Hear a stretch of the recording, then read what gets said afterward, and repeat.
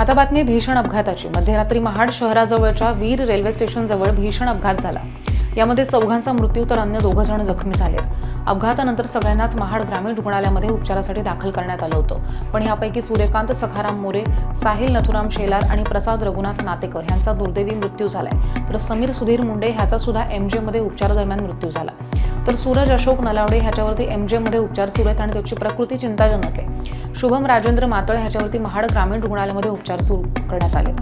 हे 6 जण महाड करून लोणेर येथे स्कॉर्पिओ गाडीनं जाताना रात्री 12:30च्या सुमारास गाडीतलं पेट्रोल संपल्यामुळे गाडी वीर रेल्वे स्टेशन जवळच्या उड्डाणपुलावरती उभी असताना पाठीमागनं चिपळूणहून पनवेलकडे जाणाऱ्या भरधाव टोईंग व्हॅननं स्कॉर्पिओला पाठीमागनं जोरात धडक दिली, त्यामुळे ही दुर्घटना घडली।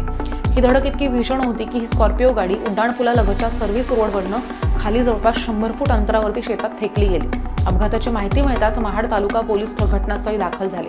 या प्रकरणी टोईंग व्हॅनच्या चालकाला ताब्यात घेतले आणि अपघाताचा अधिक तपासही सुरू आहे।